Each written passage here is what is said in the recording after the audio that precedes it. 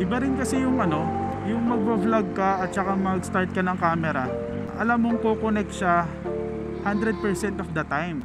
Kaya yan, binenta ko na yung mic 2. Wired na ulit tayo ngayon.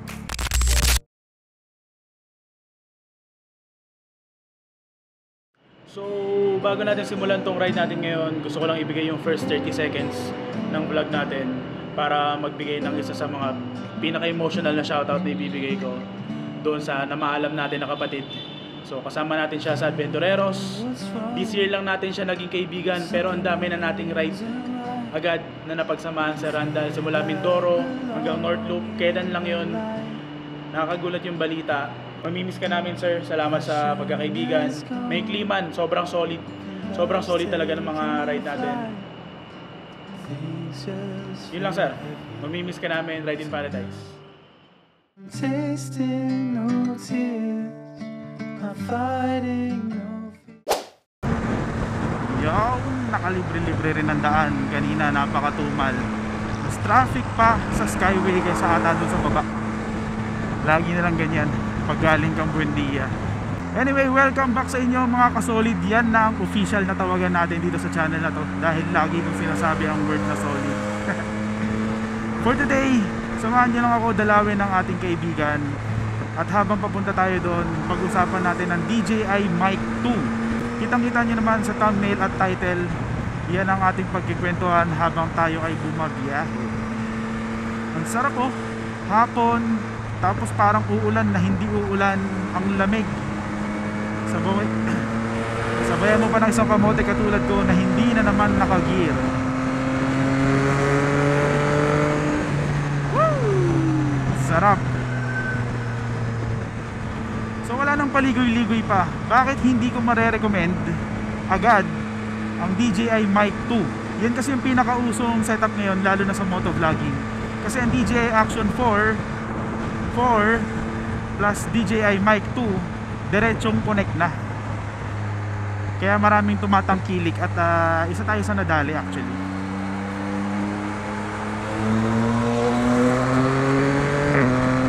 Kapul konti kasi natidisconnect tong kardo kapag dalawa lang, tapos medyo hindi malayo pero may kotse sa harap, nadidisi agad siya, bulok. Pero kapag group ride, solid to. Kaya di tayo masyado pwede lumayo kay airpot.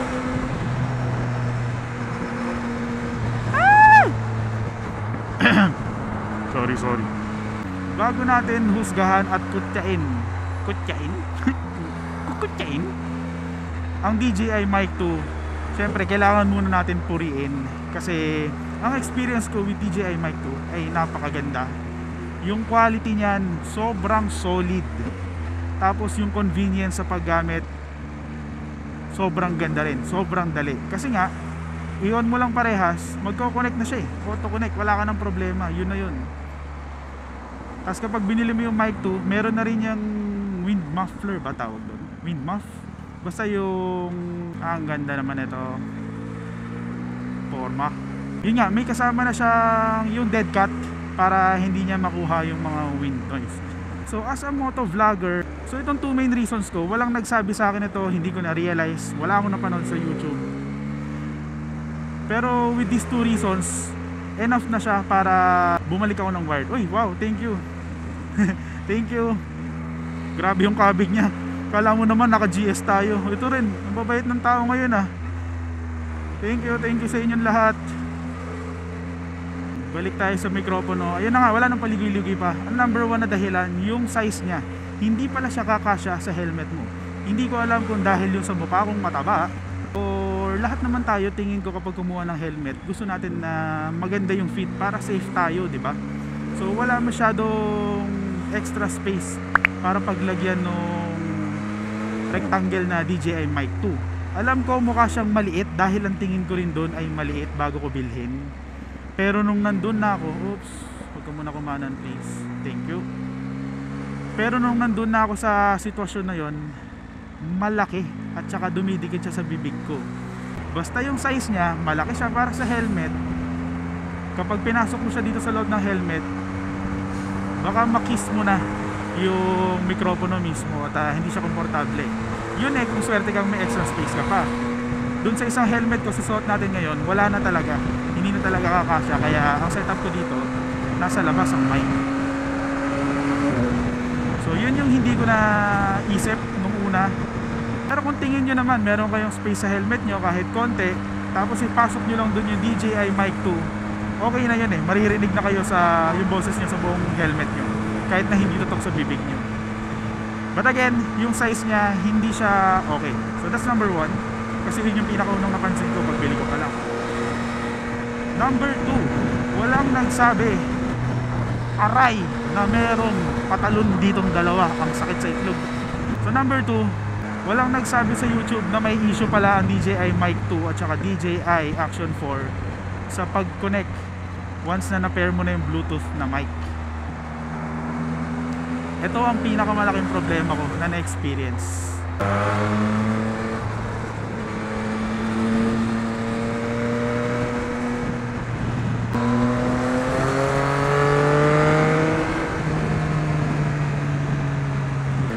Ito yung exit na lagi kong namimiss. Ay, entrance pala. Yan yung puting building. Ito yung Caltex, diba? Yan yung puting building na nakaharang. Ito yung signage ng Caltex. Kaya lagi kong di nakikita. May ipapakita ako sa inyo na video na nakunan ko kung saan hindi nag-connect agad itong mic 2 natin sa camera. So yan.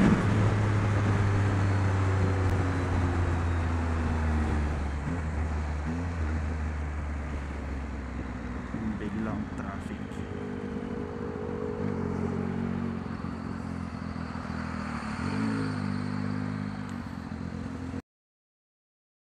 So yan, kitang-kita nyo naman, nasa around 20 seconds bago siya mag-connect automatically doon sa ating camera. Yung 20 seconds na yan, sobrang tagal na yan for me.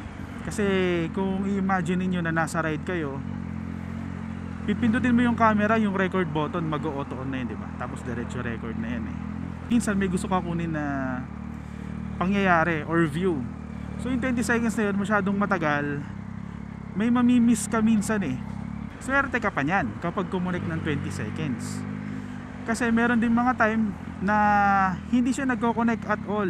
Yan talaga yung, ito na yung worst case. Na-pair mo naman na siya, pag in-on mo, auto-connect na yan eh. So ewan ko bakit may ganito yung DJI.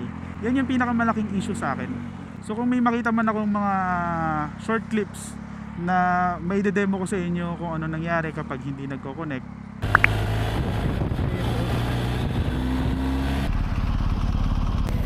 hindi nagko-connect ng automatic yung transmitter. Kanina okay eh. Yan, nag-connect na. Sobrang problema to na hindi nagko-connect yung mic natin ng mabilis at maayos. Minsan hindi na nga nagko-connect at all. So yung two reasons na yan, yung size sa loob ng helmet at saka yung pagiging inconsistent ng pag-connect ng audio natin, yan dalawa lang enough na sa akin para tumigil na gamitin tong DJI Mic 2. Hindi ko sinasabing pangit kasi maganda talaga yung quality, pero wala na, nag-give up na ako. Wow, maganda pagpapalaki kay kuya. Hindi sumisingit-singit eh. Uy, yung t-shirt mo nakasampay pa bro. So yun nga, kapag hindi kasi nagko-connect yung mic natin at yung mga ride natin, madalas meron tayong kasama, nakakahiya kasi at saka ayokong nakakastorbo ng iba. So it's either magpapaiwan ka, antayin ka nila, or papatigilin mo yung buong group. Or minsan magra-ride out na, nag-gear up na lahat, sabay biglang hindi ko connect yung camera mo, papaantay ka. Ayoko nun, na naiilang ako tsaka nahihiya ako. Actually wini-wish ko nga na sana kahit papano may napanood akong video na nagsasabi ng gantong gantong issue ng mic 2 eh. At least siguro mas napag-isipan ko pa, kasi mahilig naman ako mag-search. Pero wala, sa own experience ko lang na experience. Kaya yan, binenta ko na yung mic 2. Wired na ulit tayo ngayon. Iba rin kasi yung ano, yung magvo-vlog ka at saka mag-start ka ng camera na alam mong ko-connect siya 100% of the time. Yung about mic pala, mamaya na natin ituloy doon, kasi meron din ako mga gusto sabihin na nasa notes ko eh. Hindi ko ma-check, nakalimutan ko na. Ang naalala ko lang, gamit natin ngayon ay D-Log M. Subukan ko lang kung anong itsura kapag ako naglagay ng filter. Kasi okay naman yung colored ng normal color ng DJI Action 4. Minsan lang parang nadidiliman ako, tapos yung color niya hindi masyadong masaya kumpara dun sa GoPro. Mas maganda yung normal color ng GoPro for me. Nakakatamad lang kasi maglagay ng filter kaya di ko ginagamit to. Pero subukan natin this episode.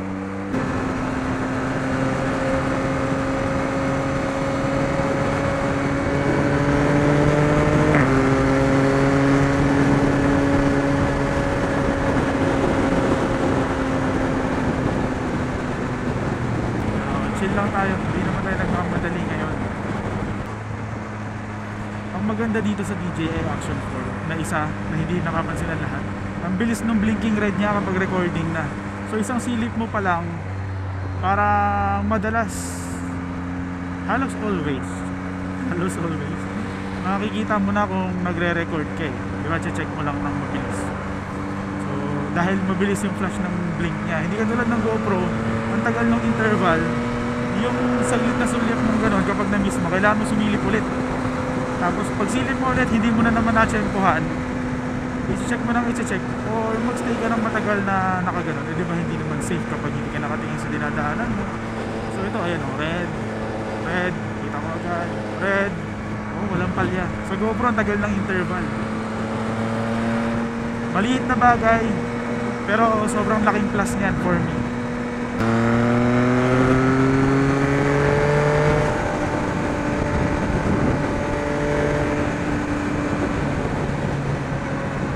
In-overtake ka na siya ng view sa kanan. Tama ka, kasi mali ka eh. Pag nasa Pilipinas ka, pag mali ka, tama ka.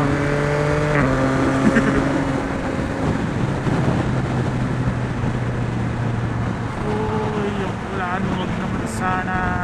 Napapasarap na yung biyahe natin. I-share ko na lang kung ano yung gamit kong microphone ngayon kung sakaling nagagandahan kayo. At ito ang bagong recommended setup ko ngayon. Huwag muna kayong mag-wireless. Tatakot ka naman, sir. Mas gusto ko na yung wired ulit kasi iba talaga, mas reliable. Wala nang kahit anong adapter, diretso microphone lang. Racing Boy na Type C. Ilalagay ko yung link dyan sa baba ng YouTube para pipindutin nyo na lang o order na lang kayo. Hindi nyo na kailangan maghanap. So naka Racing Boy na ako sa GoPro ko dati. Subok na yung quality, maganda, malinis ang quality. Ngayon bumalik ako sa Racing Boy na naman. Ganun pa rin yung feedback ko. At nakakagulat na gumana siya ng diretso lang, walang adapter. So siguro hindi ko na i-update yung camera, baka mamaya mawala pa yung setup natin, sayang naman. So kaya nakakagulat kasi nagtry ako ng ibang Type C before. Yung sa North Loop, kung napanood nyo yun, nagtry ako sa Bog. Hindi ko alam bakit ganun, Type C lang din naman. So itong kay Racing Boy gumagana, malinis. So baka pagbili nyo, idiretso nyo ng pag-vlog yung microphone ni Racing Boy. Huwag muna, ilagay nyo muna siya sa gain na hindi sobrang negative. Kasi ako yung sa mic ko, naka negative 12 ako. Nung sinubukan kayo sa Racing Boy, sobrang halos di ko na parinig. Parang meron pong sariling negative gain or noise cancellation na. So nagtry-try lang ako sa tabi-tabi. Ang nakuha kong sweet spot ay negative 2 lang. So ganoon kalaki yung difference. From negative 12, okay yun ako sa DJI Mic 2. Ngayon, sa Racing Boy na wired, negative 2 lang. Kung nagagandahan kayo sa settings ng audio natin ngayon, yan ang gamit ko. Pag kinakancel ko pala yung cruise control, diba naka-cruise control lang ko. Hindi ko na pinipindot yung button ulit. Tinatap ko lang yung brake. Kapag mabagal sa paa lang, kapag medyo mabilis dito, tapos, tsaka ko inahakan para mag-cancel. Kasi kapag dinerecho ko lang yun na birit, at hindi ko kinancel ang cruise control, yung ulit natin, bagal tayo konti. Ayan, naka-on, naka-set, naka-green, cruising, controlling, tapos dinerecho lang natin, bibilis naman yan. Pero pag binitawan mo yan, babalik yan kung saan mo siya sinet kanina. So kanina para masa 98 ata tayo or 100 mga ganyan. Check natin, birit, bitaw, naka cruise control pa rin, no? May green pa rin. Kung umaandar pa rin, pero nandun siya sa 92. Kaya ako kinakancel ko yan. 2 kilometers Petro, malapit na pala tayo. Nakita ko na yung notes ko. Sabihin ko na yung mga gusto ko sabihin. Isa sa mga reason kung bakit ako bumili ng mic 2, para kapag nag-handheld motovlog tayo, or vlog pala, nilalagay ko lang dito yung mic. Tapos parang nung napapanood ko yung dati, ibig sabihin maganda na yung audio nila. Ang problema, kapag nag-motovlog ka, maingay ang paligid mo, yung exhaust, yung mic mo nakatutok sa bibig mo, ang gagawin mo, magne-negative gain ka. So sa case ko, ang ginagamit ko noon, negative 12 na gain. Pero kapag ganito na, natahimik na yung paligid, tapos kinabit ko na siya dito, nagiging mahina yung mic kasi naka-negative 12. So hindi siya ganun ka easy na kapag kinabit mo siya dito, on the go, mag-vlog ka na, ganito na, magsasalita na. Nagiging problema siya kasi kailangan mo pa i-adjust ulit yung gain, papakailaman mo na naman yung settings para lang maging malinaw yung microphone mo dito. Tapos kapag babalik ka ng motor, ibabalik mo na naman siya sa negative 12. Hindi siya okay. So hindi lang siguro halata doon sa mga dating video ko kasi ina-adjust ko na siya sa pag-edit para maging pantay lahat ng audio level natin. Tapos itong mic na naririnig nyo ngayon, ito na yung built-in mic ng DJI Action 4 mismo. So parang hindi ko na kailangan ng mic 2. Maganda naman siya. Ang problema dito, pansin ko sobrang lakas lagi ng boses ko. So kung i-adjust ko lang din naman yung lakas nito compared dun sa hina nung DJI Mic 2, ganito na lang ako kasi diretso gamit na to eh.